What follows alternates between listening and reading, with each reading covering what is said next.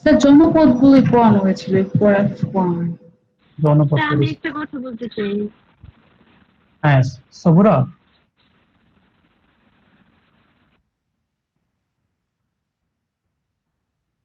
বলেন কি বলতে চান?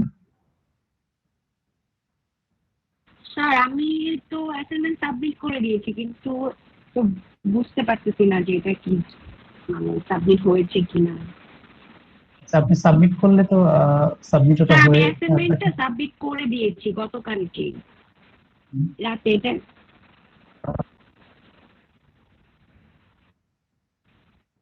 সবুরা। তো এই জন্য কনফিউশন একটু যে গেল কিনা।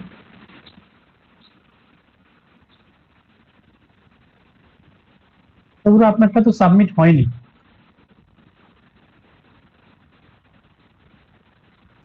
স্যার কাটটা হয়নি তো বলতে পারবেন? কাছাকাছি হয়নি এখনো। কাটটা হয়নি কি কাটটা? স্যার আমারটা একটু বলবেন প্লিজ। স্যার ইশতিয়াক আহমেদ। ইশতিয়াক আহমেদ। আচ্ছা, যারটা হয়নি আমি ক্লাস শেষে সবাইকে ওই যে প্রাইভেট মেসেজ আছে আর কি, ওইখানে আপনারা যেখানে সাবমিট করতে যান ওখানে মেসেজ দিয়ে দেবো যে কাটটা এখনো সাবমিট পর্যায়ে আসেনি। আচ্ছা জি। কারণ দেখা যায় যে আমি যদি এখন সবাইকে নাম ধরে ধরে বলতে চাই আমাদের অনেক সময় চলে যাবে। আমি গুগল ক্লাসরুমে সবাইকে একটা নক দিয়ে দেবো যে কাটটা এখন আমি পাইনি, এটা বেটার হবে। স্যার আমার একটু প্রবলেম হয়েছিল স্যার। হ্যাঁ শারিয়ার, কি প্রবলেম ছিল? মানে স্যার আমার এখানে তো স্যার কারেন্ট নাই, প্লাস নেটও ছিল না, যার কারণে স্যার আমার পিসি থেকে করার পরে আমার ডিভাইসের প্রবলেমের কারণে আমি ফোনও নিতে পারতেছিলাম না। তো যার কারণে স্যার আমি ওই ওয়ার্ড ফাইলটা ছবি তুলে ওই ফোন থেকে দিয়ে দিছি। কোনো প্রবলেম নেই। আচ্ছা ঠিক আছে।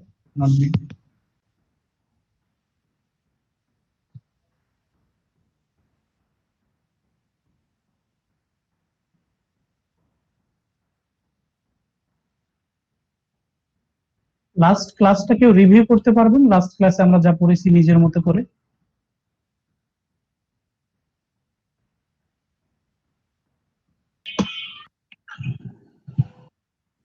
জি স্যার। ঠিক আছে বলেন।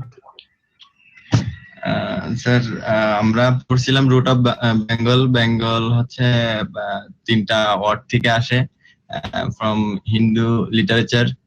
তারপর হচ্ছে আপনার বোধো একটা ওয়ার্ড আছে বাং এন্ড লা। তারপর হচ্ছে আরেকটা তিবেতিয়ান ওয়ার্ড যেটা হচ্ছে বাং, শুধুমাত্র বাং থেকে আসছে আর কি। তারপর আমরা এনসিয়েন্ট বেঙ্গলের যে ইয়াগুলা জনপদগুলা ওইগুলা পড়ছিলাম। তাদের ভিতরে ছিল পুন্দ্রা, যেটা হচ্ছে আপনার বগুড়া মহস্থানগড়ে অবস্থিত, এবং পুন্ড্রনগরের পুন্ড্রের হচ্ছে রাজধানী ছিল পুন্ড্রনগর।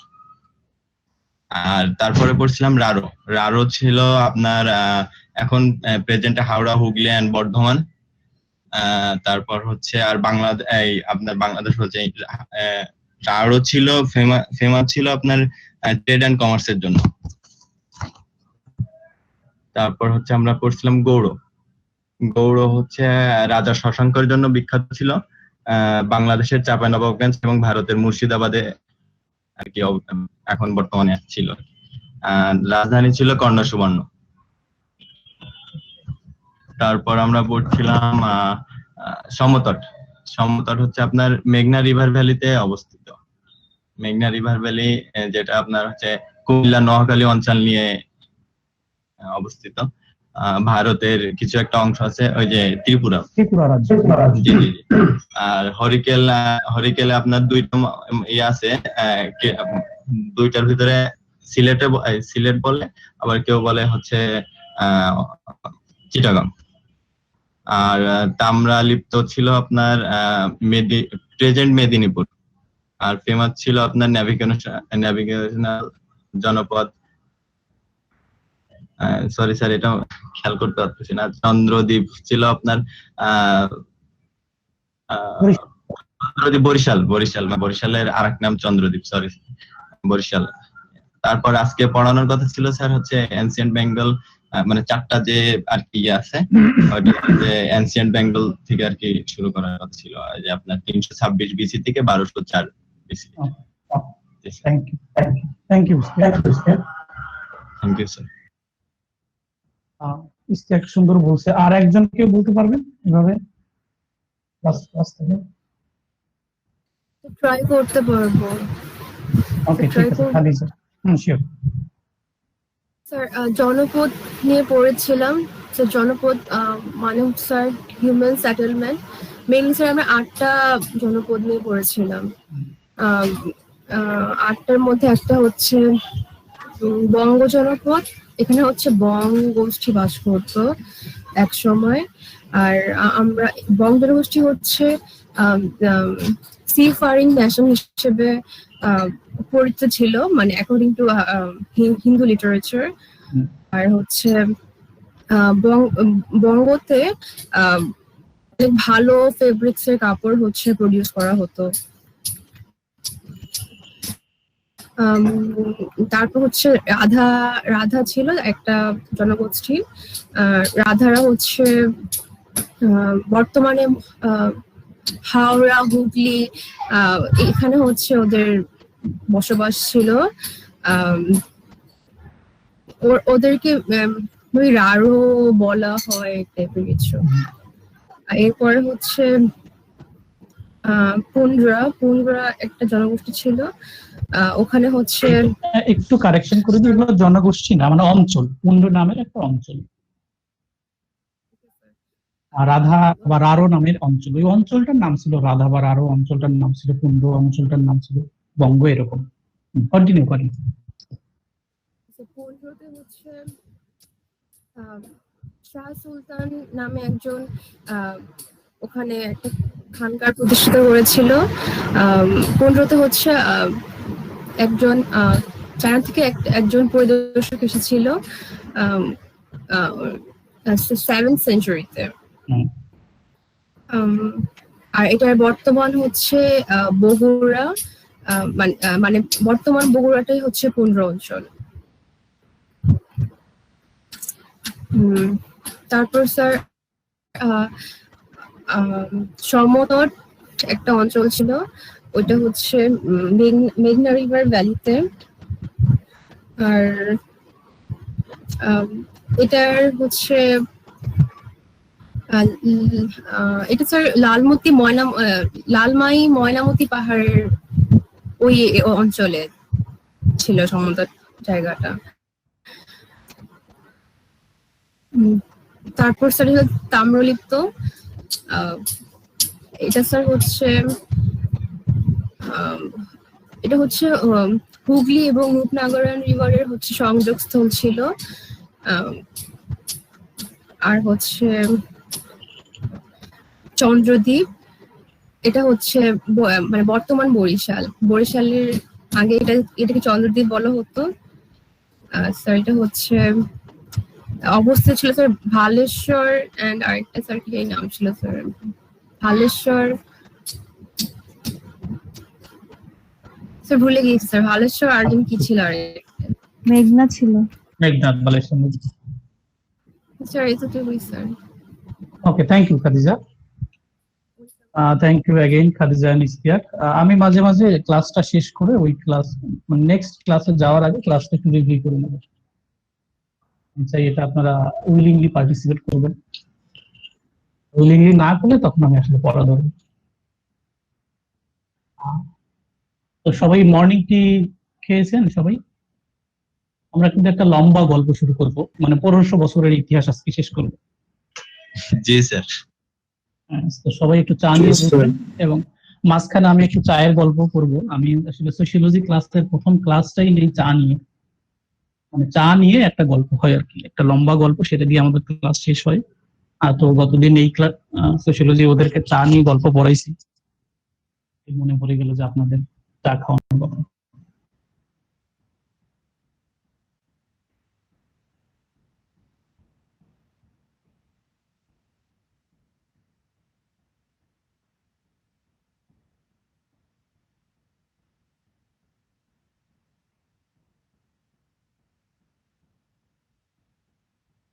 আমার পাওয়ার পয়েন্টের ফাইলটা দেখা যায়?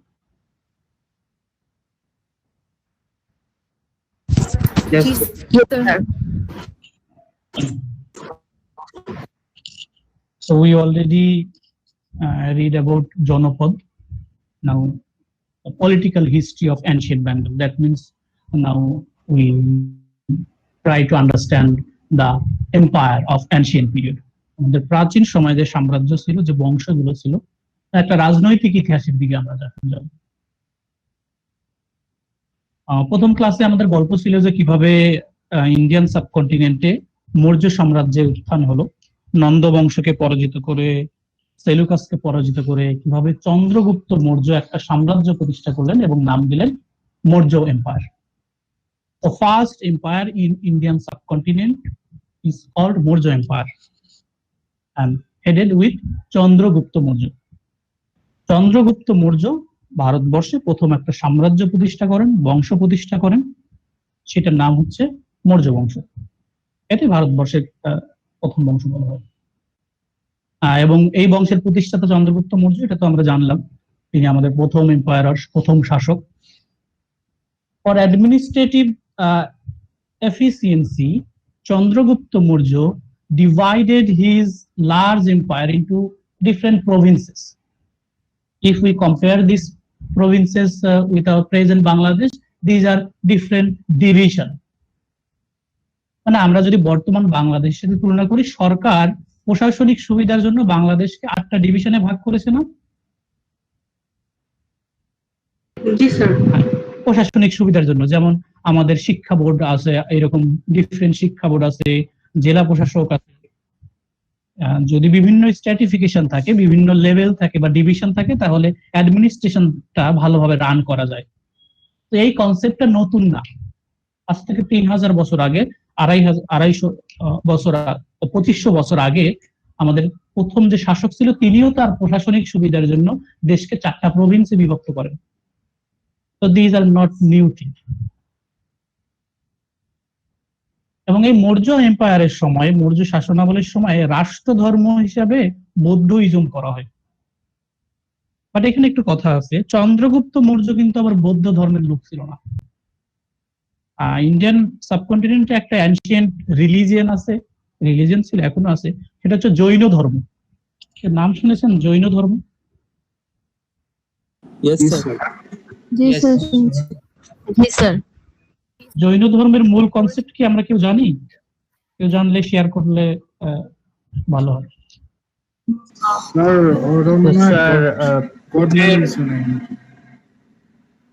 স্যার ওদের হচ্ছে মানে একটা পরিচিতি বৈশিষ্ট্য, এটা প্রধান থাকা, এরকম কিছু ছিল। আমাদের চন্দ্রগুপ্ত মৌর্য মূলত জৈন ধর্মের বিশ্বাসী ছিল এবং এই ধর্মের মূল কথা হচ্ছে মানে অনেকটা বৌদ্ধ ধর্মের সাথে রিলেটেড। অহিংসা, তারপরে মানুষের যে বিভিন্ন রিপু থাকে এগুলো আসলে কন্ট্রোল করতে হবে এবং মানুষকে ভালোবাসতে হবে, মানে হিউম্যানিজমকে বেশি প্রায়োরিটি দেয়। এবং শব্দটা আসলে সংস্কৃত থেকে আসছে। যেমন জিনদের প্রতি আমাদের কনসেপ্ট কেমন, জিনদের কি আমাদের মানুষের যেমন হিংসা, দ্বেষ, লোভ এগুলো থাকে, জিনদের এগুলো থাকে? জি স্যার। মানে জিন ফেরেশতাদের বলে না, তুমি তো ফেরেশতা হয়ে গেছে। না স্যার, থাকে না। ফেরেশতাদের যেটা থাকে না আর কি। তো জৈন ধর্মের ওরা মনে করে যারা আসলে জৈন ধর্মের দীক্ষা লাভ করে তারা আসলে একটা জিন, মানে তাদের হিংসা থাকবে না, দ্রোহ থাকবে না, ক্রোধ থাকবে না, মানুষের জন্য তারা সবকিছু করবে। এটা এরকম একটা থাকে, কিন্তু স্যার জিনদের তো থাকে। জিন কি আসলে আছে? এটাই তো একটা বড় প্রশ্ন। না, ওটা স্যার মানে অ্যাকর্ডিং টু রিলিজিয়ন তো স্যার মানে থাকে, যতটুকু শুনেছি। শুধু স্যার ফেরেশতাদের থাকে না, কিন্তু জিনদের থাকবে। আচ্ছা, এটা আমরা ফেরেশতা হিসেবে কনসিডার করি, কারণ এটা আবার ব্যাখ্যাতে করতে গেলে অন্যদিকে ব্যাখ্যা চলে যাবে। জি স্যার। রিলিজিয়াস অনেক বেশি চলে আসবে। আচ্ছা, একটু মনে করেন আমি এখানে একটা ভূতের গল্প করবো আর কি, আগে পড়া শেষ করি। তারপর আমরা ছিলাম যে বৌদ্ধইজম কেন মৌর্য সাম্রাজ্যের রাষ্ট্র ধর্ম ছিল, এই গল্প বলতে আমি আসলে অনেক কিছু বলে যাচ্ছি। যে চন্দ্রগুপ্ত মৌর্য বৌদ্ধ ধর্মের লোক ছিল না, সে জৈন ধর্মের লোক ছিল। তারপরে তার তো একটা ছেলে ছিল, তাই না? জি স্যার, বিন্দুসার। বিন্দুসার না, বিন্দুসার বিন্দুসার এসেও কিন্তু তখন সে আবার অন্য ধর্ম প্র্যাকটিস করত। ওই মৌর্য সাম্রাজ্যের থার্ড যিনি আসলে শাসক ছিলেন তিনি হচ্ছে সম্রাট অশোক। এনার নাম আপনারা শুনেছেন, সম্রাট অশোক। জি স্যার। এবং অশোকের সময়, অশোকের নাম শোনার আরো একটা কারণ হচ্ছে অশোকের সময় একটা বড় যুদ্ধ বাধে, কলিঙ্গের যুদ্ধ। জি স্যার। সম্রাট অশোক এই কলিঙ্গের যুদ্ধের একটা হিসাব করেন সেই অ্যানশিয়েন্ট পিরিয়ডে। আচ্ছা, কলিঙ্গটা কিন্তু তখন আবার নন্দ বংশের লোকদের হাতে ছিল। নন্দ বংশের সাথে কিন্তু এই মৌর্যদের অনেক আগে থেকেই দ্বন্দ্ব, এবং নন্দ বংশকে কিন্তু পরাজিত করেই চন্দ্রগুপ্ত মৌর্য ক্ষমতা দখল করলো। তো নন্দদের কন্ট্রোলে ছিল আসলে কলিঙ্গ অঞ্চলটা, নন্দদের সাথেই মূলত কলিঙ্গের যুদ্ধটা। এবং যুদ্ধের শেষে সম্রাট অশোকই বিজয় লাভ করে। বা যুদ্ধ শেষে সম্রাট অশোক একটা ক্যালকুলেশন করে দেখেন যুদ্ধে নিয়ারলি 50,000 মানুষ মারা গেছে। আজ থেকে 3000 বছর আগে যদি একটা যুদ্ধে 50,000 মানুষ মারা যায়, তার মানে যুদ্ধের ক্ষয়ক্ষতি কি রূপ ছিল। And it is the first significant realization of a winner, মানে একজন বিজয়ী শাসক হয়ে সে যে মর্মপীড়িত হয় যুদ্ধ দেখে, এটা একটা এক্সেপশনাল এক্সাম্পল। যুদ্ধে যারা হেরে যায় তাদের কিন্তু রিয়েলাইজেশন হয় যে তাদের কত ক্ষয়ক্ষতি হয়ে গেল, বাট সম্রাট অশোক যুদ্ধে বিজয়ী হয়ে সে মর্মপীড়িত যে 50,000 মানুষ মারা গেছে দুইটা পক্ষে মিলে, এবং আরো তো অসংখ্য ক্ষতি হয়ে গেছে। তখন সম্রাট অশোক খুবই মর্মপীড়ায়, মানে অস্থিরতায় ভোগা শুরু করলেন। তারপরে তিনি কি করবেন এই অস্থিরতা কাটার জন্য বৌদ্ধ ধর্মের নীতিগুলো গ্রহণ করেন এবং যুদ্ধ থেকে নিজেকে সরিয়ে নিয়ে আসেন, যে না আর যুদ্ধ চাই না। এবং তিনি বৌদ্ধ ধর্মের নীতি গ্রহণ করে মেন্টালি অনেক স্যাটিসফাই ফিল করেন, পিস ফিল করেন, এবং বুদ্ধিজমকে রাষ্ট্র ধর্ম হিসেবে ঘোষণা করেন। এইভাবে মৌর্য সাম্রাজ্যের সময়ে রাষ্ট্র ধর্ম হিসেবে বুদ্ধ ধর্ম স্বীকৃতি পায়। বোঝা গেল গল্পটা?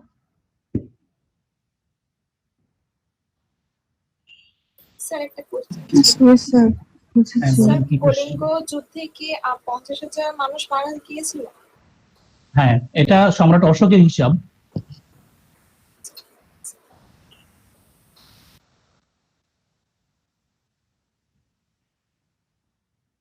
আমরাও আসলে কোনো যুদ্ধ চাই না যে যুদ্ধে মানুষ মারা যায়। আমরা আসলে যুদ্ধ তো প্যাটার্ন চেঞ্জ হয়ে গেছে। দ্বিতীয় বিশ্বযুদ্ধের পরে কিন্তু গ্লোবালি যুদ্ধের প্যাটার্ন চেঞ্জ হয়ে গেছে। এখন আসলে কোল্ড ওয়ার হয়। আমরা জানি কোল্ড ওয়ার কি। জি স্যার। স্নায়ু যুদ্ধ। স্নায়ু যুদ্ধটা আমি একটা খুব চমৎকার উদাহরণ দিতে পারি। সেটা হচ্ছে স্নায়ু যুদ্ধটা এরকম যে দুইটা ভাবির আসলে ঝগড়া লেগেছে।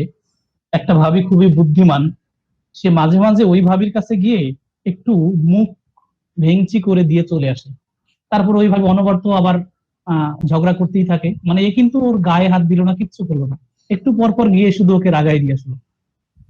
এখন যেটা স্যার চায়না করতেছে ইন্ডিয়ার সাথে। হ্যাঁ, সেটাই বলবো। বাট ফিজিক্যাল যুদ্ধ না হওয়ার ফলে অনেক ক্ষয়ক্ষতি আছে, যেমন আমেরিকার বিজনেস বন্ধ হয়ে গেছে। কারণ ফিজিক্যালি যুদ্ধ না হলে আবার অস্ত্র বিক্রেতার দেশগুলোর অনেক ক্ষতি। মাল্টিপল ডাইমেনশন আছে। আচ্ছা, আমরা এখানে ছিলাম যে কিভাবে বুদ্ধিজম মৌর্য সাম্রাজ্যের রাষ্ট্রধর্ম ছিল, এবং এদের রাজধানী ছিল পাটলিপুত্র, বর্তমানের পাটনা, ভারতের যে পাটনা সেখানে আসলে এদের রাজধানী ছিল। তাহলে আমি রিক্যাপ করি। মৌর্য সাম্রাজ্যটা ফার্স্ট এম্পায়ার বা প্রথম বংশ আমাদের ইন্ডিয়ান সাবকন্টিনেন্টে। এর ফাউন্ডার বা প্রতিষ্ঠাতা চন্দ্রগুপ্ত মৌর্য, এবং এই সময়ে চন্দ্রগুপ্ত মৌর্য তার রিজিয়নটাকে 4টা প্রভিন্সে বিভক্ত করে ফর অ্যাডমিনিস্ট্রেটিভ ফ্যাসিলিটিস। এই সময় রাষ্ট্র ধর্ম ছিল বৌদ্ধইজম এবং রাজধানী ছিল পাটলিপুত্র বা পাটনা। এখানে কোনো কনফিউশন আছে?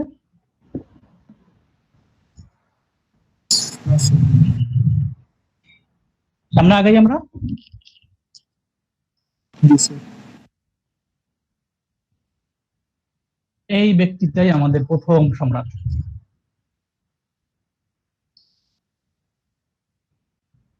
এটা তো অরিজিনাল ফটো না স্যার? না, অরিজিনাল ফটো না, অরিজিনাল ফটো তো আসলে দুষ্কর।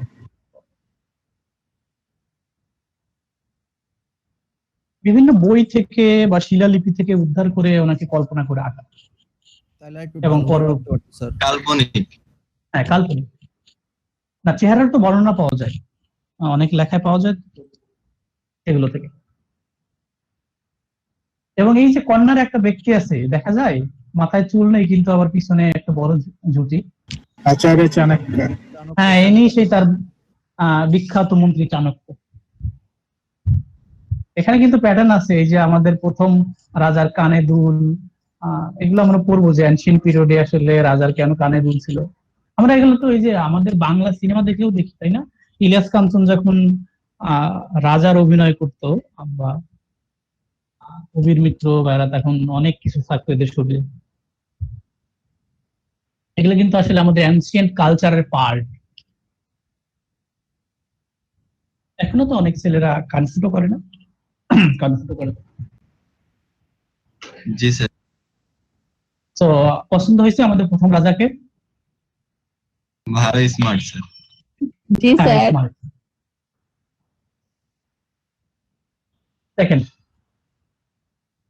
Second dynasty of ancient period was Gupta dynasty বা গুপ্ত এম্পায়ার, দ্বিতীয় বংশটা। মৌর্য বংশের প্রায় 500 বছর পরে গুপ্ত বংশ ক্ষমতায় আসে এবং এই গুপ্ত বংশকে বলা হয় আসলে ভারতবর্ষের, ইন্ডিয়ান সাবকন্টিনেন্টের গোল্ডেন পিরিয়ড সময় ছিল। এরা 200 বছরের মতো রাজত্ব করে, বাট এই 200 বছরে জ্ঞান চর্চা, সাহিত্য চর্চা ব্যাপক উন্নতি লাভ করে। আচ্ছা, বাংলা সাহিত্যের সবচেয়ে প্রাচীন নিদর্শন নাম কি? মানে most ancient symbol of Bengali literature hot? Sir Charyapada. এই চর্যাপদ কোন শাসন আমলের সময় তৈরি? স্যার মৌর্য সাম্রাজ্যের টাইমে। না, এই গুপ্ত এবং পরবর্তীতে আমরা পাল পড়ব, পাল এবং গুপ্ত এই সময়ে আসলে চর্যাপদটা তৈরি, মৌর্যর পরে আর কি।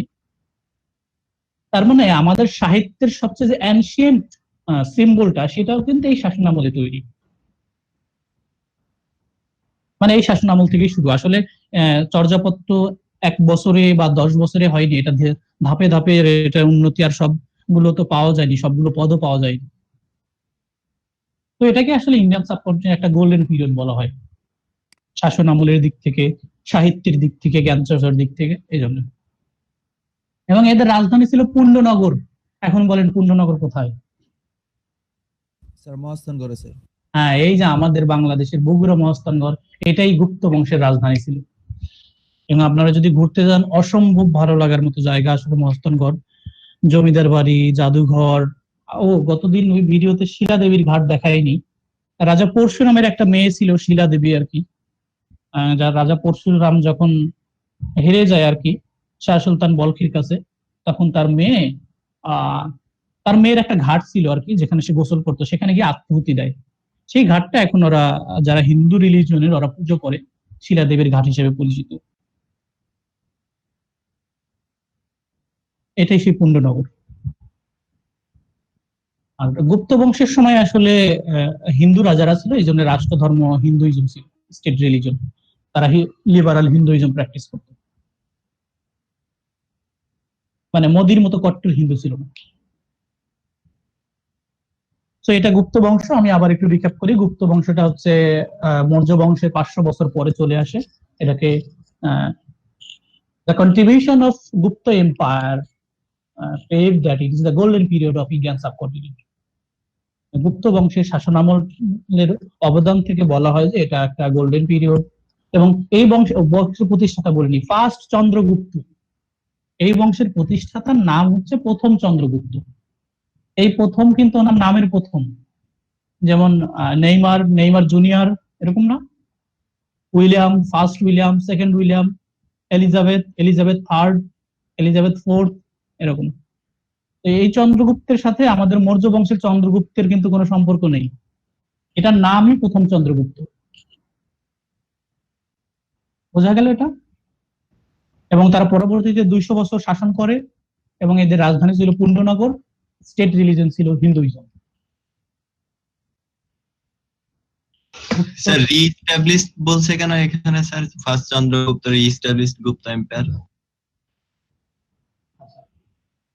রিএস্টাবলিশ মানে মানে শাসন আমলটা এরকম না যে মানে বর্তমানে আমাদের যেমন ইলেকশন হয়, বিএনপি হেরে গেল, আওয়ামী লীগ ক্ষমতায় আসলো, এরকম না।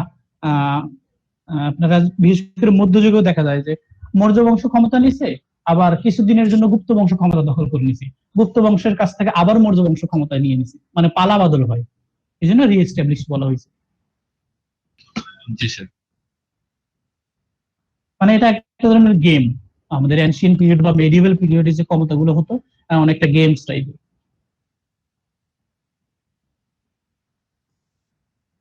আমরা শশাঙ্কের কথা পড়েছিলাম কোথায়? গুপ্ত জনপদে, গৌড় জনপদে। গৌড় জনপদে, রাইট। আমরা শশাঙ্কের কথা পড়েছিলাম গৌড় জনপদে, এই জন্য আমি ওই সময় বলেছিলাম যে আমরা যখন এনশিয়েন্ট ডাইনাস্টি পড়বো তখনও শশাঙ্ককে পড়বো। এই যে শশাঙ্ক হচ্ছে first independent and supreme king of Bengal, united all territorial unit and connected all territorial unit and name Gaur. এই শশাঙ্ক সাহেবই আমাদের টেরিটোরিয়াল ইউনিট গুলো কানেক্ট করে গৌড় নাম দেন এবং গৌড় থেকে শাসন কার্য পরিচালনা করেন এবং রাজধানী করেন মুর্শিদাবাদের কর্ণ সুবর্ণে। এবং তার এই জন্য তার একটা উপাধি ছিল কিং অফ দ্য কিং, মানে রাজাদের রাজা, রাজাধীরাজ, বাংলাতে বলে রাজাধীরাজ, এটা তার উপাধি রাজা শশাঙ্কের। এই যে সমস্ত বেঙ্গলকে একসাথে করে একটা শাসন আমল শুরু করে, এই জন্য তার নাম ছিল রাজাধীরাজ। এটা আমাদের রাজা শশাঙ্ক।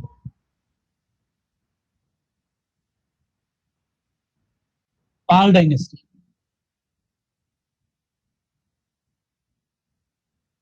থার্ড ডাইনেস্টি আমাদের এনশিয়েন্ট পিরিয়ডে যে তৃতীয় বংশটা, এবং বলা হয় যে মৌর্য বংশের পরে সবচেয়ে দীর্ঘস্থায়ী ছিল পাল ডাইনেস্টি এবং স্মুথলি নিয়ারলি 400 বছর শাসন করে। এবং আমি এর আগেও বলছি যে মূলত গুপ্ত বংশ থেকে আমাদের লিটারেচার, জ্ঞান চর্চার বেশি প্রসার শুরু হয় এবং সেটা আরো বিস্তৃতি লাভ করে পাল শাসন আমলে। যত বিহার গুলো আছে সকল বিহার গুলো আসলে পাল শাসন আমলের সময় তৈরি হয়, বৌদ্ধ বিহার, সোমপুর বিহার, পাহাড়পুর বিহার। এবং আমি গত ক্লাসে বলছি Bihar was the educational centre like university. সেই সময়ে মানুষ প্রাথমিক এবং মাধ্যমিক শিক্ষা শেষ করে বিহারে যেত জ্ঞান চর্চা করতে, সেখানে ফিলোসফি চর্চা করত, সেখানে লজিক চর্চা করত, সেখানে ম্যাথমেটিক্স চর্চা করত, সেখানে রিলিজিয়ন চর্চা করত, সেখানে মানুষ ফরেন পলিসি চর্চা করত, পলিটিক্স চর্চা করত। তো বিহার ছিল এইরকম জ্ঞান বিতরণ কেন্দ্র। এবং এই বিহারগুলো, মোস্ট অফ দ্য বিহারগুলো পাল শাসন আমলের সময় তৈরি। এবং পাল শাসন আমলের উল্লেখযোগ্য শাসন, এরা কিন্তু সবাই পাল, গোপাল, ধর্মপাল, দেবপাল, মহিপাল, ভূপাল, সবাই পাল আর কি, এদের নামে সবাই পাল, পাল বংশ। এদের স্পেসিফিক ক্যাপিটাল ছিল না। বিভিন্ন সময় এই 400 বছরের রাজত্বের সময় বিভিন্ন জায়গায় এদের রাজধানী ছিল, কখনো বিক্রমপুর, কখনো পাটলিপুত্র বা পাটনা, কখনো গৌড়ে। বিক্রমপুর তো আমরা চিনি। জি স্যার, হ্যাঁ, মুন্সিগঞ্জের বিক্রম। এই যে এখানেই আমাদের আছে না সোনারগাঁ। জি স্যার, এখানে কিন্তু মুঘল পিরিয়ডে ব্যাপক নেভিগেশনাল ট্রেডের জন্য বিখ্যাত ছিল।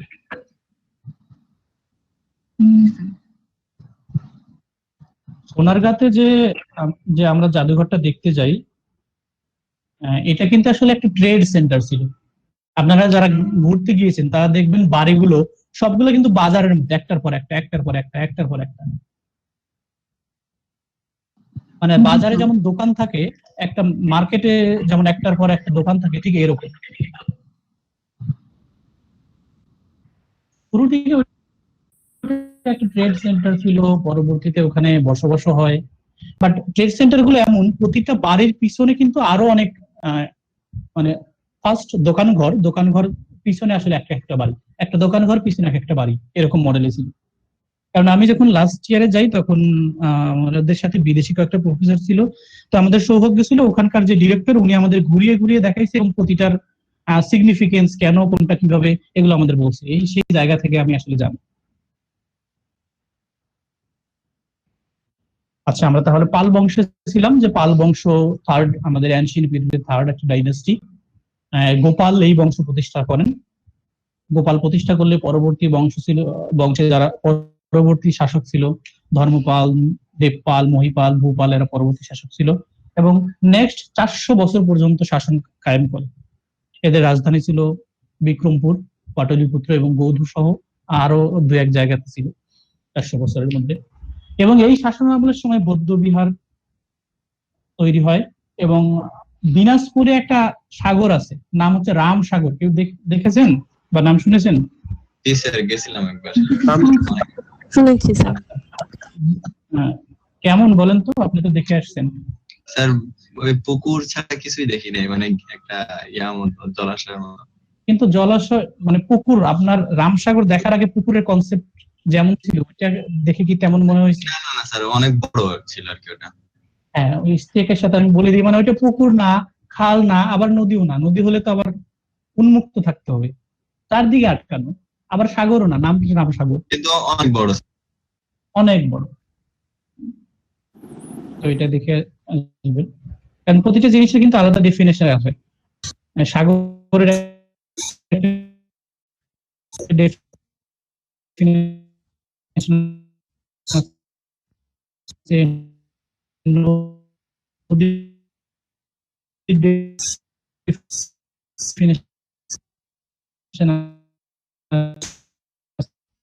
পুকুরের দেখতে বেশি। দুইটা তো দুই ডিফারেন্ট দিকে স্যার, স্বপ্নপুরী আর আপনার যে। হ্যাঁ, আমি গিয়েছিলাম আর কি, আমিও গিয়েছিলাম স্বপ্নপুরী, ভিন্ন জগৎ, এগুলো দেখার আমার সৌভাগ্য হয়েছে। স্যার এই কথা বললেন তো তাতে মনে আসছে আর কি। হ্যাঁ, ভালো আর কি। দিনাজপুর ছোট হলেও সিমসাম সাজানো গোছানো, ভালো লেগেছে আর কি। আচ্ছা, এটা হচ্ছে আমাদের পাল ডাইনেস্টি। আমরা কি আছি নাকি আমাদের মনোযোগ নাই? আমরা আছি স্যার।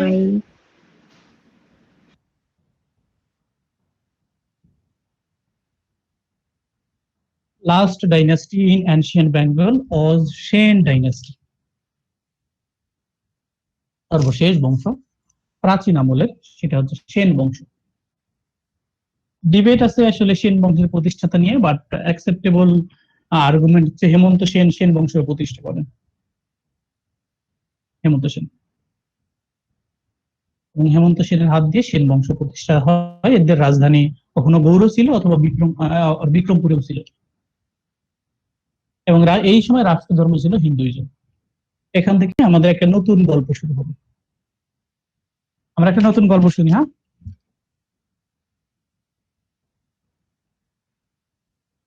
সেন বংশের সর্বশেষ রাজা ছিল রাজা লক্ষণ সেন।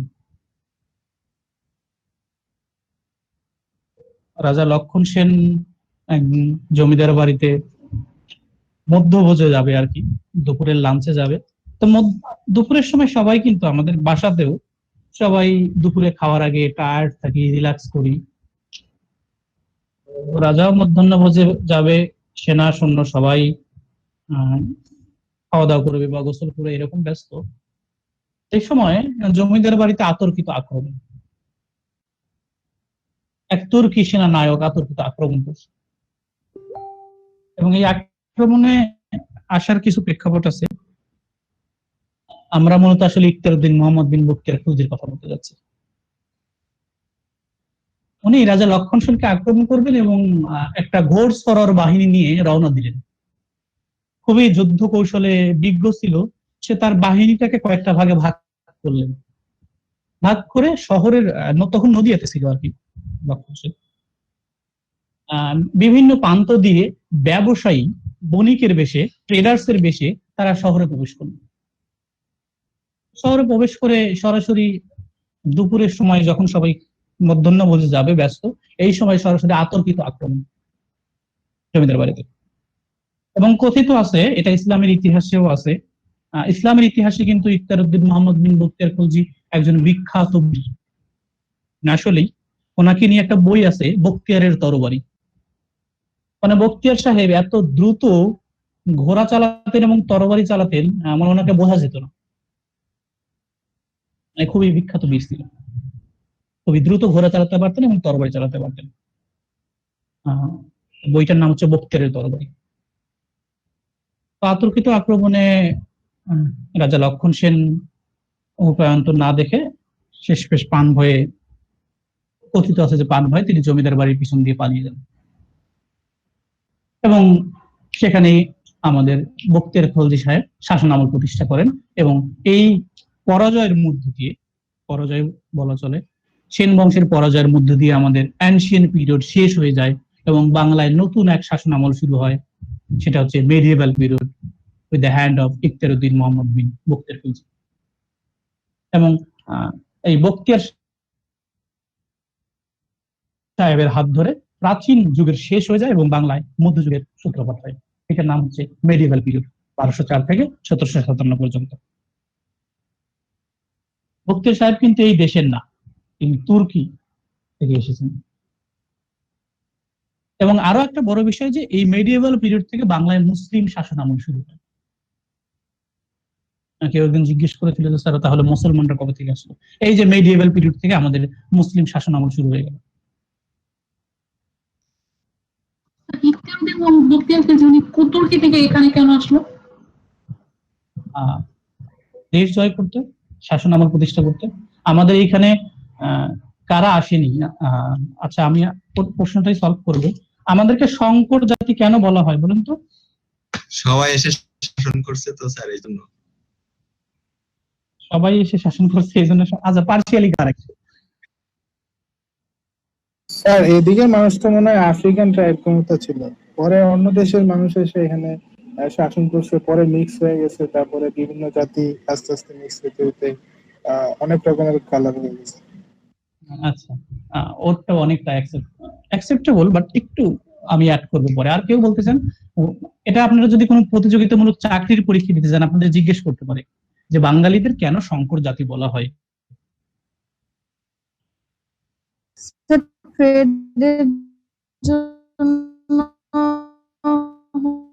হচ্ছে যেহেতু অনেক বেশি রাইট, পারফেক্ট। মিলে একটা কারিমা বলছে যে সবকিছু মিলে যেটা হয় সেটা হচ্ছে হাইব্রিড। যখন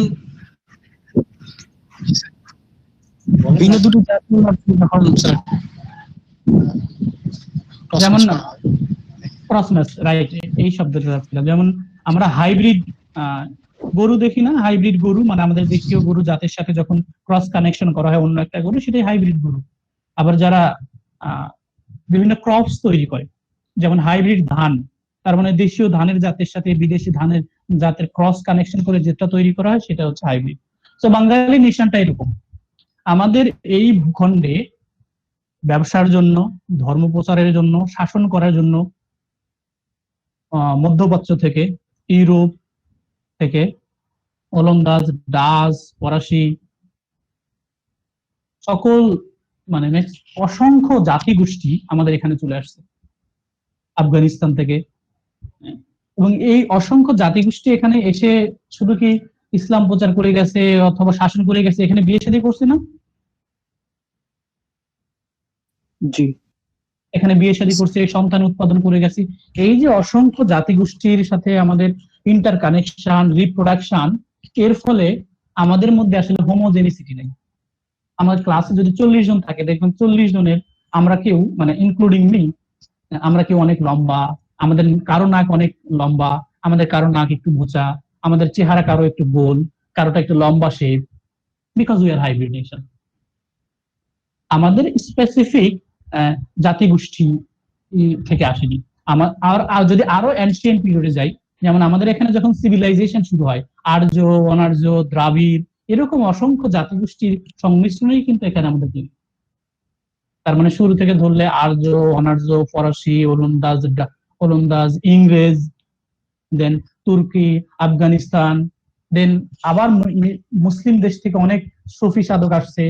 এই যে এতগুলো জাতি গোষ্ঠীর সংমিশ্রণে আমাদের একটা মিক্স জাতি, যার কারণে আসলে আমাদের চেহারা কারো কোনো মিল নেই।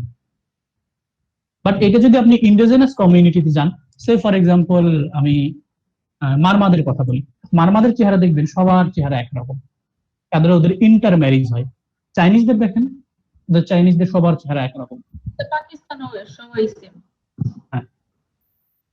বাট আমাদের এটা ছিল শঙ্কর জাতি, বাঙালি জাতিটা। দেন আপনারা গারো কমিউনিটির সাথে পরিচিত আছেন? গারো, নেত্রকোনা ওই সাইডটা দিয়ে। গারোদের মধ্যে দুইটা ভাগ আছে। যেমন যে আমি যেহেতু মারমাদের উদাহরণ দিলাম, যে মারমারা চেঞ্জ হয়নি, মানে কিভাবে এটা এক্সট্রা কমিউনিটিতে বিয়ে হলে চেহারা পরিবর্তন হয়ে যায় সেটার উদাহরণ দেওয়ার জন্য। গারোরা আসলে বাঙালিদের সাথে মিশে মিশে অনেকটা বাঙালি হয়ে গেছে আর কি। বাঙালি গারোদের দুইটা ভাগ আছে, যারা এখনো ট্রেডিশনকে ধরে রাখে, আর একটা ফুল বাঙালি। তো যারা আসলে বাঙালির সাথে মিশে বাঙালি কালচার রপ্ত করে বাঙালিদের সাথে বিয়ে শাদী করে, ওদের চেহারা দেখবেন যে আসলে বাঙালিদের মতো, ওদের আর ট্রেডিশনাল গারো কমিউনিটির মতো দেখা যায় না। অথচ মারমাদের দেখেন, অথবা মুং, অসংখ্য জাতি, সাঁওতাল, ওরা কিন্তু ওদের এটা ধরে রেখেছে। তো এটা আমাদের শঙ্কর জাতির গল্প আর কি। স্যার, ইন্ডিয়া পাকিস্তানরাও তো আমাদের মতোই, মানে অনেক ধরনেরই তো দেখা যায়। স্যার ইন্ডিয়া পাকিস্তানরা তো চকর জাতি। পাকিস্তান এখন এখানে তো একটা ডিবেট, পাকিস্তান তো ওদের আসলে রাজনৈতিক আইডেন্টিটি। এখন দেখতে হবে যে আসলে সে পাকিস্তানের বাঙালি কিনা। আমরা তো বাঙালি জাতি গোষ্ঠীর কথা বলতে চাইছি। বাঙালি জাতিগোষ্ঠী বলতে আমরা ল্যাঙ্গুইস্টিক আইডেন্টিটিটা ধরে, আপনারা ছোটবেলায় 9-10 এর ব্যাকরণে একটা ল্যাঙ্গুয়েজের ট্রি ছিল আর কি, ভাষা কিভাবে এই যে ইন্দো ইউরোপীয় থেকে যে উৎপত্তি হলো, মাগধী প্রাকৃত, তারপরে বঙ্গ কামরূপী, এই যে বাংলা ভাষাভাষী যে জনগোষ্ঠী ছিল, আমরা সেটা নিয়ে কথা বলতে যাচ্ছি।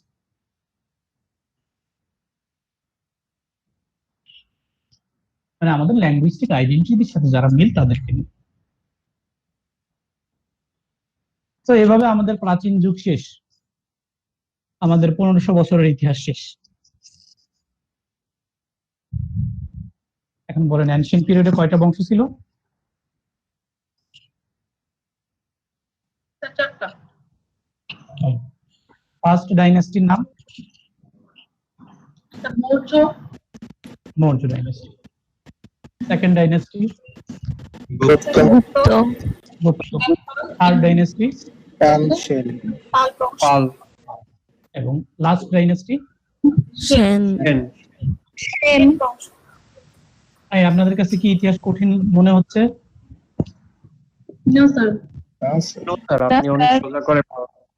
না, শুধু না, আপনাদের আসলে কনসেন্ট্রেশন এবং কোঅপারেশন থাকলে সহজ আমি করে দিতে পারবো, না হলে আসলে আমি পারবো না। I need your cooperation and concentration. তবে স্যার আগের ক্লাসের স্যার কিছু ইনফরমেশন ছিল, ওই কোথায় কোন অংশ, যেমন সাউথার্ন পার্ট, নর্থ সাউদার্ন, সেগুলো স্যার মনে রাখা একটু টাফ মনে হয়েছে আমার কাছে। আচ্ছা, যতটুকু পড়লাম এটা থেকে আমরা একটা ট্রি আঁকাই, চলেন। আচ্ছা, আমি একটু নতুন উইন্ডোতে গেলে অনেক সময় আমার মিড থেকে আমার আমার লাইনটা ডিসকানেক্ট হয়ে যায়। ইন কেস হলে আমি কিন্তু আবার ব্যাক করব, আমার একটা নতুন ম্যাপ পেয়ে চলে যাবে। ট্রি আঁকাবো আমরা একটা।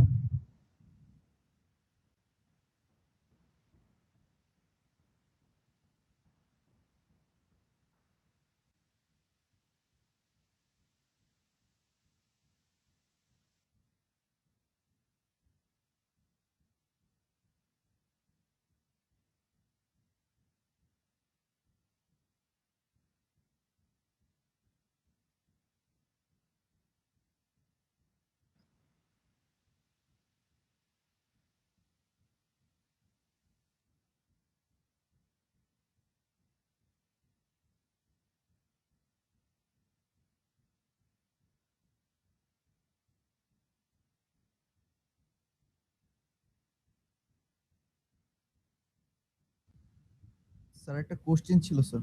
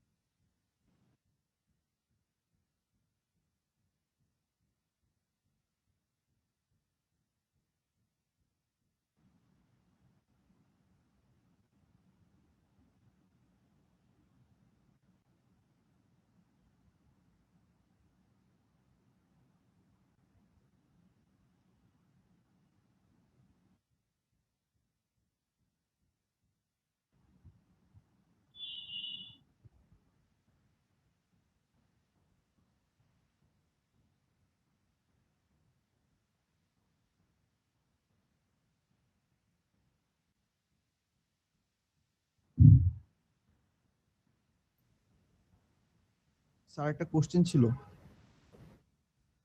হ্যাঁ শিওর বলেন। স্যার আমার এখানে হচ্ছে স্যার নেটে অনেক প্রবলেম করতেছিল, যার কারণে হচ্ছে আমি অ্যাসাইনমেন্টটা স্যার ক্লাসের আগে সাবমিট করতে পারিনি। আমি কিছুক্ষণ আগে সাবমিট নো করেছি। প্রবলেম, স্যার আপনি সমস্যা নেই। কাইন্ডলি চেক করবেন যে অ্যাসাইনমেন্টটা সাবমিট হয়েছে কিনা। আচ্ছা, আমি ক্লাস শেষে ওইটা সবারটাই চেক করে দেবো। আসলে যাদেরটা আসেনি আমি তাদেরকে এসএমএস ওইখানে একটা নোটিফিকেশন দিয়ে দেবো। Okay sir. আমার একটা নতুন ট্যাব দেখা যাচ্ছে। Yes, sir. Yes, sir.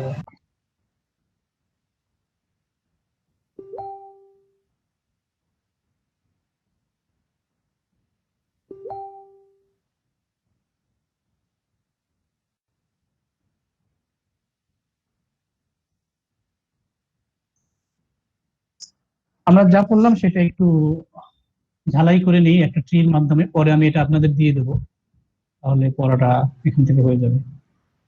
Ancient পিরিয়ডে আমরা কয়টা ডাইনাস্টি পেলাম? চারটা। পাঁচটা কি? মৌর্য ডাইনেস্টি। তো মৌর্য ডাইনাস্টি নিয়ে আমাদের যা যা তথ্য মনে আছে সেগুলো আমরা এখন এর মধ্যে ইনপুট করব। মৌর্য বংশের প্রতিষ্ঠাতাকে? চন্দ্রগুপ্ত। চন্দ্রগুপ্ত।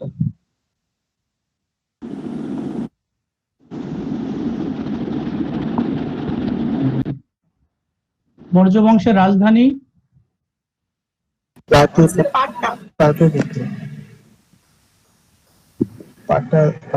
পাটলিপুত্র, এটাই আসলে প্রেজেন্ট পাটনা। মৌর্য বংশের religion, state religion? Buddhism. Buddhism. আর কি তথ্য আমরা মনে রাখতে পারি এখানে? Jainism was the religion of Chandragupta.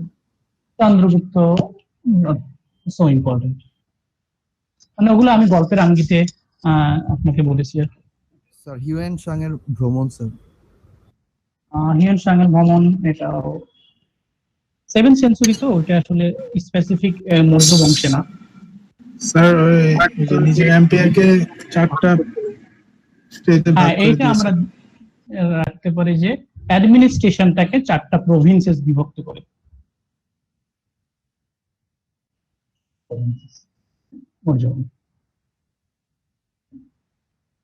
Second dynasty?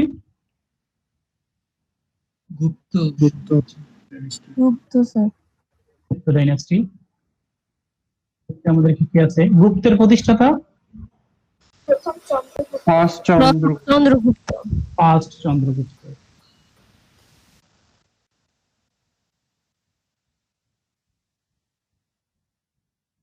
কত বছর শাসন করে? 200 বছর। 200 বছর। 200 বছর না, আসলে এই গুপ্তরা মৌর্যের 500 বছর পরে আসে, এই জন্য ও বলতে চাচ্ছে যে স্যার 500 কিনা 200 বছর। গুপ্ত বংশের একটা টাইটেল ছিল গুপ্ত বংশের। গোল্ডেন পিরিয়ড বলা হয়। Golden period. Golden period. Gupta বংশের স্টেট রিলিজন কি ছিল? হিন্দুইজম। হিন্দুইজম। হিন্দুইজম।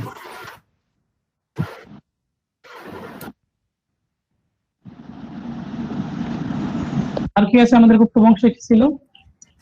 ক্যাপিটাল ছিল পুন্ড্রনগর। ক্যাপিটাল পুন্ড্রনগর।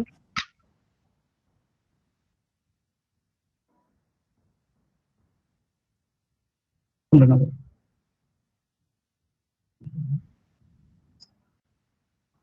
অন্য একটা বংশের নাম কি ছিল? Third dynasty? পাল বংশ। পাল বংশ। পাল বংশ।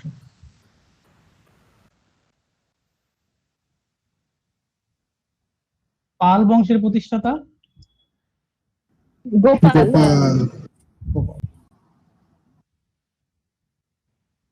আচ্ছা, আরেকটা কথা হঠাৎ মনে পড়ে গেল, এই যে জৈন ধর্ম যে আর কি, জৈন ধর্মের কিন্তু অনেক প্রাচীন আমাদের ইন্ডিয়ান সাবকন্টিনেন্টে। আমি একটু পজ করি এখানে, হঠাৎ মনে হলো জৈন ধর্মের সর্বশেষ মানে যেটাকে মনে করা হয় যে আমাদের ভারতবর্ষে জৈন ধর্মটা আবার নতুন করে সংস্কার করা হয়ে গেছে বা পুনরুত্থান হয়, সেটা হচ্ছে মহাবীর।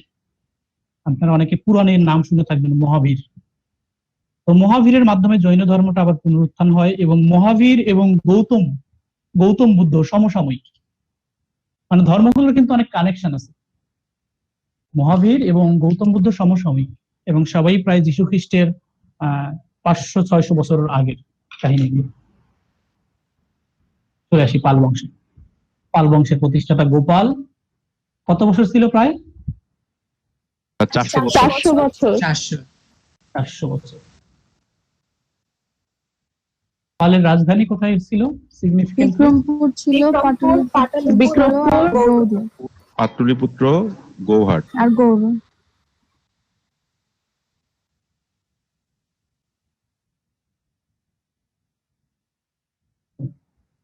পাল থেকে আর কি তথ্য বললাম আমরা? বিহার। হ্যাঁ, এদের কন্ট্রিবিউশন, আমি এটা কন্ট্রিবিউশন লিখি আর কি। স্যার মৌর্যের পরে দীর্ঘস্থায়ী 400 বছর ছিল। হ্যাঁ, পাল বংশ অ্যানশিয়েন্ট পিরিয়ডের লাস্ট যে ডাইনাস্টি তার নাম সেন ডাইনেস্টি। সেন ডাইনাস্টি।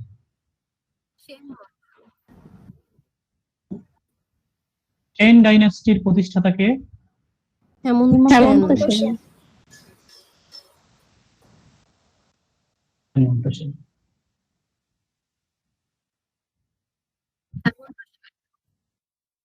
সেন বংশের লাস্ট শাসকের নাম লক্ষণ সেন।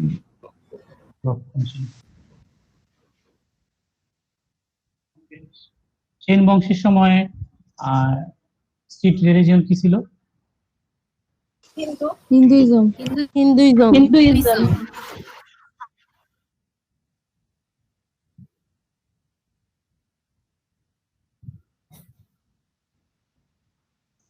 এখন হলো না আমাদের একটা চার্টে 4টা বংশ, অ্যানশিয়েন্ট পিরিয়ড থেকে কিভাবে মৌর্য, গুপ্ত, পাল, সেন আসলো। স্যার মনে থাকবে সেনের এটা এখন? ক্যাপিটাল লিখবেন না? হ্যাঁ, সেনের ক্যাপিটাল ক্যাপিটাল আছে তো, গৌড় আর বিক্রমপুর। বলবো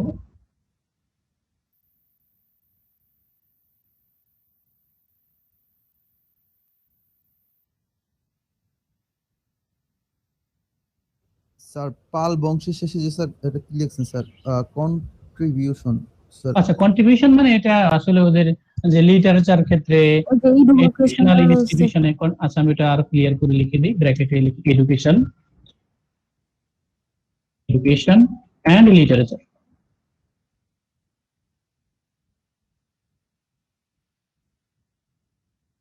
এখন ইজ ইট ক্লিয়ার?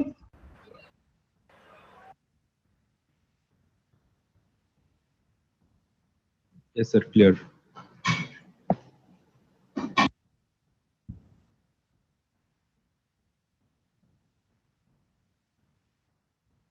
আপনাদের অ্যানশিয়েন্ট এই 15 বছরের ইতিহাস আমাদের শেষ। এখন 15 বছরের ইতিহাসে আপনাদের কোনো প্রশ্ন আছে কিনা? আমরা আগামী ক্লাসে ইতিহাসের মধ্যযুগে প্রবেশ করব, মুসলিম শাসন আমলে প্রবেশ করব, বিদেশি শাসন আমল যে শুরু হয়ে গেল বিদেশি শাসক থেকে তুর্কি স্যার, একজন। স্যার মৌর্য সাম্রাজ্য এবং গুপ্ত সাম্রাজ্যের মাঝে যে সুন্দা এম্পায়ার ছিল, ওদের কি কোনো সিগনিফিকেন্স ছিল? বুঝিনি। মৌর্য সাম্রাজ্য এবং গুপ্ত সাম্রাজ্যের মাঝে যে অনেকগুলো সাম্রাজ্য ছিল, যেমন সুঙ্গা সাম্রাজ্য, ওদের কি কোনো সিগনিফিকেন্স ছিল না? না, মানে এগুলো ছিল ছোট ছোট মানে রাজা ছিল অনেকেই, যেমন ওদের আন্ডারে অনেক সময় ইন্ডিপেন্ডেন্ট, এই জন্য ওগুলোকে আসলে ইনক্লুড করা হয়নি। স্যার সেন বংশের এন্ডিংটা দেওয়া হবে না, যে বিলুপ্ত হয়ে গেল? হ্যাঁ, সেন বংশ তো শেষ হয়ে গেল আসলে আমাদের বখতিয়ার খিলজির হাত ধরে। স্যার উনি তো স্যার নদিয়াতে স্যার পালায় গেছিল স্যার, এই যে লক্ষণ সেন স্যার, তো স্যার ওখানে কি উনি স্যার কোনো ধরনের মানে রাজ্য প্রতিষ্ঠা করতে পারেন বা এমন কিছু হয় নাই? না, তারপরে আর কিছু করতে পারে না। ইকরাউদ্দিন মোহাম্মদ বখতিয়ার খিলজির মুসলিম শাসন আমল শুরু হওয়ার পরেই কি সেন বংশের বিলুপ্তটা হয়? সেন বংশকে পরাজিত করেই উনি শাসন আমল প্রতিষ্ঠা করেন। সেন বংশের পরাজয়ের মধ্য দিয়ে আমাদের প্রাচীন যুগ শেষ হয়। বাংলার এই অংশে আমরা যে অংশের ইতিহাস পড়ব, যেমন আমরা কিন্তু এখানে আমরা তামিলনাড়ুর ইতিহাস পড়বো না বা বোম্বের ইতিহাস পড়বো না, আমাদের গ্রেটার যে বঙ্গ জনপদের এইখানে সেন বংশের পরাজয়ের মধ্য দিয়ে প্রাচীন যুগ শেষ হয়, মধ্যযুগের শুরু হয় এবং মুসলিম শাসন আমল শুরু হয়, এবং সেটা তুর্কি শাসকদের হাত দিয়ে।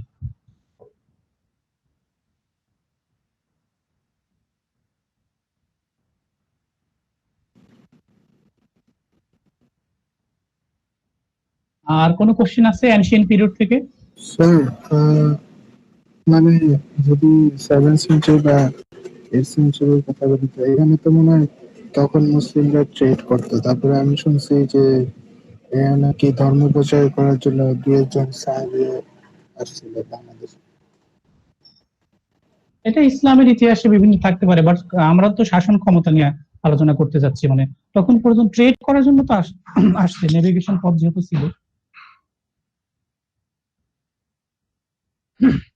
বাট শাসন মানে প্রশাসনিক ভাবে মুসলিমদের হাতে ক্ষমতা যাওয়া এটাই প্রথম।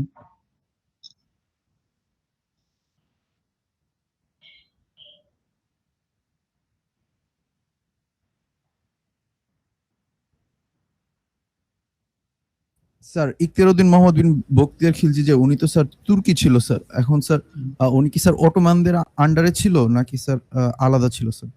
না, আলাদা ছিল।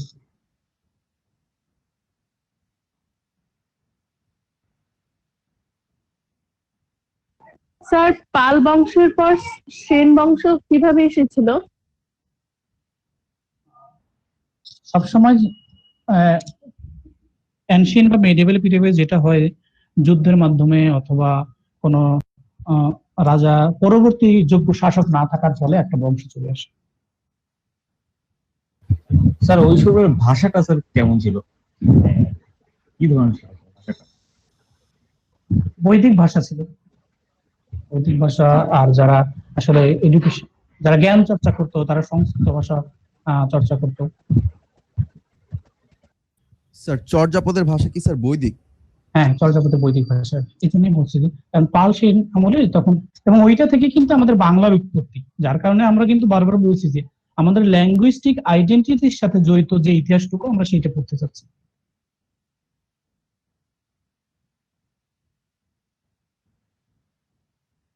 আমরা এখন অ্যানশিয়েন্ট পিরিয়ডের কিছু কালচারাল, সোশিও কালচারাল ইস্যু সম্পর্কে জানবো, জেনেই আমাদের শেষ, আমাদের 1500 বছরের ইতিহাস শেষ। খুবই সিম্পল কিছু কালচারাল বিষয়, যেমন কালচারের খুবই একটা গুরুত্বপূর্ণ এলিমেন্ট ইকোনমিক অ্যাক্টিভিটিস বা ইকোনমি কেমন ছিল। এটা আমরা খুব স্বাভাবিকভাবে চিন্তা করতে পারি যে অ্যানশিয়েন্ট পিরিয়ডে নিশ্চয়ই এগ্রিকালচার বেজ ইকোনমি ছিল, মেইন অকুপেশনটা কৃষি ভিত্তিক ছিল, বিভিন্ন কৃষি পণ্য তারা উৎপাদন করতো। তবে আরেকটা জিনিস করতো যে হাতে তৈরি যে তার ফ্যাব্রিক্সটা হতো আর কি, যারা তাঁতের কাজ বলা চলে আর কি, হতো। এবং হাট, বাজার, মার্কেট, ট্রেড, কমার্স সব কিছুই আসলে নদী ভিত্তিক ছিল, রিভার বেস নেভিগেশনাল রুট ব্যবহার করা হতো। যেহেতু ওই সময় আসলে আমাদের রোড ট্রান্সপোর্ট এত ডেভেলপ ছিল না, তো সেই সময় নদী ভিত্তিক সব কিছু। আপনারা কারো কখনো গ্রামের হাট দেখেছেন? জি স্যার। জি স্যার। যাদের গ্রামের হাট দেখার সৌভাগ্য হয়েছে, গ্রামের হাটটা হচ্ছে সপ্তাহে একদিন অথবা কোথাও 2 দিন বসতে পারে। এটা কিন্তু আসলে বাজার না। যখন হাট হয় তখন আশেপাশে 5 কিলোমিটার 10 কিলোমিটার দূরে থেকে মানুষজন এখানে বেচাকেনা করতে আসে। জি স্যার। এদের কমিউনিকেশন মিডিয়াম এখন আসলে চেঞ্জ হয়ে গেছে, এখন তো রোড সবাই ইউজ করে, বাট অ্যানশিয়েন্ট পিরিয়ডে এটা আসলে রিভার বেস ছিল, নদী ভিত্তিক ছিল, নদী করে আসলো। স্যার আমাদের ভার্সিটির পাশেই তো আছে স্যার। ভার্সিটির পাশে হাট কোথায়? মেরাদিয়া? জি স্যার, মেরাদি হাট স্যার এখনো তো বসে স্যার। হ্যাঁ, মেরাদিয়া হাট। না, আমি অনেক গ্রামের হাট দেখার সৌভাগ্য হয়ে গেছে। যখন হাট বসতো তখন যে পাশে নৌকা বাঁধা থাকতো, মানে কয়েকশো নৌকা এক সারিতে বাঁধা থাকতো।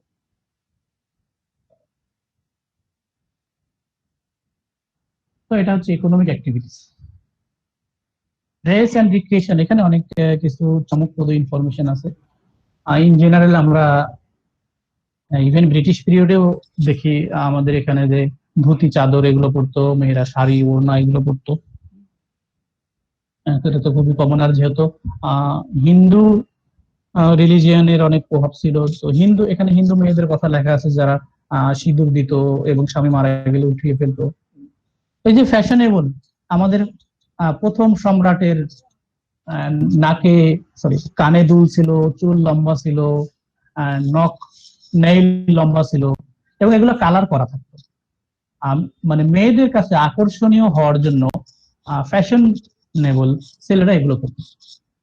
লম্বা চুল রাখতো, লম্বা নখ রাখতো, কানে রিং পরতো।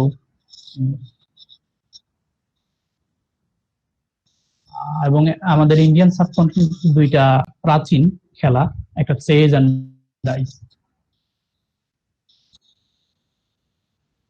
আমরা তো লকডাউনে এই 2টা ছাড়া আর মনে হয় খেলার খুব কম হয়ে আছে, তাই না? দাবা এবং লুডো খেলা ছাড়া? জি স্যার। কিছু খেলার সুযোগ খুবই কম।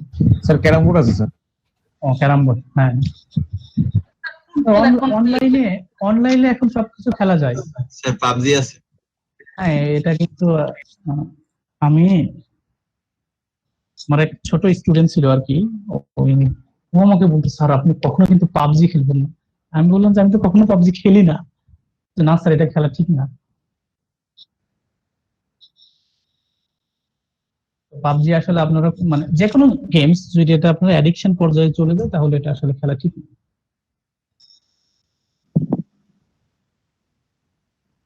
Technological addiction. Art and architecture, এটা সহজেই বোঝা যায়। যেমন আমরা কুণ্ডনগর দেখলেই বুঝতে পারি যে আমাদের অ্যানশিয়েন্ট পিরিয়ডে আর্কিটেকচার কত ডেভেলপ ছিল। তখনও মানুষের আসলে চিন্তা শক্তি, আর্কিটেকচারাল নলেজ, অ্যাস্থেটিক্স বোধ, নান্দনিকতা বোধ কত চমৎকার ছিল। ইভেন আমরা গৌড়ে দেখলাম যে সেই গৌড়টা যদিও মানে মুঘল পিরিয়ডে তৈরি করা, সেই সময়েও শীতাতাপ নিয়ন্ত্রিত বাসভবন তৈরি হতো পাথর দিয়ে। হ্যাঁ, তোপখানা। অথবা আপনারা যদি ইয়াতে লালবাগ কেল্লায় ঘুরতে যান, সেখানকার নির্মাণ কৌশলী সবকিছু দেখলে এবং পরিবিবির যে গোসলখানাটা ছিল সেখানে কিন্তু গরম পানি আনার ব্যবস্থা ছিল। পরিবিবির তো ওখানে মাজার আছে, বাট ওখানে যে গোসলখানা ছিল সেখানে কিন্তু গরম পানি কিভাবে আসবে সেই ব্যবস্থাটাও ছিল। তার মানে অ্যানশিয়েন্ট পিরিয়ডেও আমাদের আর্ট, আর্কিটেকচার, লিটারেচার যথেষ্ট ডেভেলপ ছিল। বিহারগুলো এডুকেশনাল সেন্টার ছিল। তো অ্যানশিয়েন্ট পিরিয়ডের কালচারের মধ্যে আমরা 3টা খুবই ইন জেনারেল ইস্যু করলাম। একটা যে ইকোনমিক অ্যাক্টিভিটিস কি কেমন ছিল, ড্রেস রিক্রিয়েশনটা কেমন ছিল, আর্ট এন্ড আর্কিটেকচার, আরো অসংখ্য ছিল। আমরা খুবই সিম্পল এবং আগামী ক্লাস থেকে আমাদের ইতিহাসের নতুন এক পর্যায় শুরু হবে এবং খুবই গোলমেলে পর্যায়ে 1204 থেকে 1757।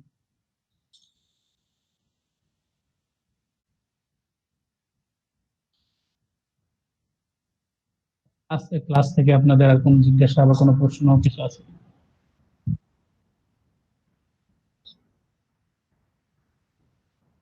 স্যার আপনি বলেছিলেন যে বই দিবেন, আপনি কি ক্লাসরুমে বইটা দিয়েছিলেন? আচ্ছা, ক্লাসরুমে বইটা দেইনি কারণ বইটা পড়ার চ্যাপ্টার এখনো আসে নাই, এই জন্য আমি ক্লাসরুমে বইটা দেইনি। মানে এই চ্যাপ্টারের জন্য আমার পাওয়ার পয়েন্ট থেকে পড়বেন, এই জন্য পাওয়ার পয়েন্টটা দিয়েছি। স্যার আপনি যখন গল্প বলছেন তখন আমরা বুঝতে পারছি, কিন্তু স্যার যখন পড়তে যাচ্ছি তখন এখানে তো স্যার হিস্ট্রি গুলো ফুল নেই, জাস্ট মানে মেইন টপিক গুলো লেখা। আচ্ছা ঠিক আছে, আমি যে আপনাকে গল্পগুলো মনে রাখতে হবে, আর পরীক্ষার জন্য এই যে আমার পাওয়ার পয়েন্টে যা আছে এগুলো মনে রাখলেই হবে। আর যত গল্প বলি, কারণ এগুলোতে আসলে বইয়ে ওইভাবে নাই, আমি হয়তো অনেকগুলো বই পড়ে একটা গল্প বানিয়ে এখানে সেখান থেকে পড়ে সেভাবে আপনাদের বলি। এগুলো সিনক্রোনাইজ কোথাও করা নেই, মানে একটা বইতে এই সব কথা নেই। পরীক্ষার জন্য আপনার ওই ম্যাটেরিয়ালসটা এনাফ। আর আমি যত গল্প বলি এগুলো শুধু আপনার জানার জন্য। স্যার আপনার ফেসবুক গ্রুপটাতে অ্যাড হতে পারতেছি না স্যার। আমি তো অনেককেই অ্যাড করি, হয়তো যাদেরকে অ্যাড করিনি, যাদেরকে আমি দেখছি যে আপনার নামের সাথে ইস্ট নাই, আপনি ইস্ট কোনো গ্রুপেও নাই, মানে ওখানে কিন্তু লেখা থাকে কতগুলো গ্রুপ কমন, হয়তো তাদেরকে আমি এখনো অ্যাড করিনি। জি স্যার, আমি হয়তো অ্যাড করে নেব, কারণ ওটা তো আমাদের একটা অফিসিয়াল গ্রুপ বা আমার একটা প্রাইভেট গ্রুপ আমার কোর্সের স্টুডেন্টদের জন্য। অনেক সময় অনেক ফেক আইডি থেকেও আসে, যার কারণে আমি একটু দেখি আসলে আমার স্টুডেন্ট কিনা। আপনারা আসলে সবার কিন্তু উচিত ইউনিভার্সিটির নামটা লিখে রাখা, একটা আইডেন্টিটি। আমি কোন একটা ক্লাসে আছে, আচ্ছা তাহলে আমি করে নেব, হয়তো আমি এখনো দেখতে পাইনি। আমি কোন একটা ক্লাসে গল্প করব যে আমরা আসলে প্রেজেন্ট সোসাইটিতে কেন আইডেন্টিটি ক্রাইসিসে ভুগি। ফেসবুকে অনেকের নাম আছে না, মরহুম জমির উদ্দিন শেখ, আকাশের তারা, বিকেলের মেঘ। হ্যাঁ আমি সেটাই বলতেছি, এটা একটা আমাদের টেকনোলজিক্যাল সোসাইটির একটা main component, and actually they are suffering from identity crisis. এবং 21st সেঞ্চুরিতে টেকনোলজির ডেভেলপমেন্টের ফলে এটা আমাদের খুব বেশি হয়ে যাচ্ছে। আমি কোন একটা ক্লাসে এগুলো নিয়ে আপনাদের বলবো যে আমাদের আসলে কেন আইডেন্টিটি ক্রাইসিস হয়ে যাচ্ছে। আমাদের মাল্টিপল আইডেন্টিটি হয়ে গেছে এখন, ফলে আমাদের আইডেন্টিটি ক্রাইসিস হয়ে যাচ্ছে। আমরা এখন আসলে চিন্তিত, আমরা আসলে কোন নামটা ব্যবহার করব, কি নাম ব্যবহার করব, কোন আইডেন্টিটি ব্যবহার করব।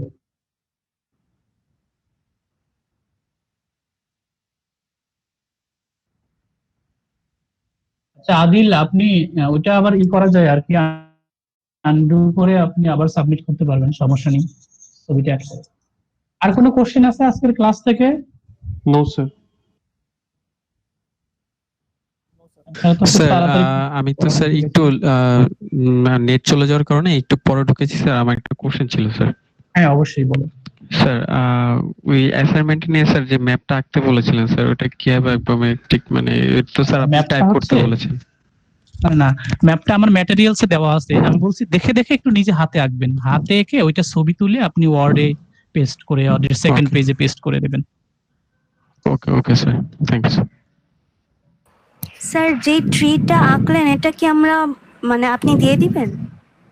হ্যাঁ ওটা আমি দিয়ে দেব। ওকে স্যার, ওটা আপনাদের জন্যই আঁকি। স্যার আমি কিন্তু অ্যাসাইনমেন্ট খাতায় লিখে তারপরে পিডিএফ করে দিয়েছি। ফটো তুলে কোনো সমস্যা নেই।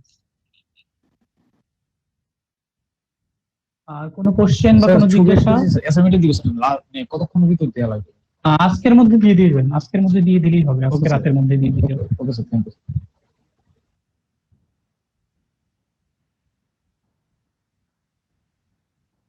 আর কোনো কিছু জিজ্ঞাসা আছে?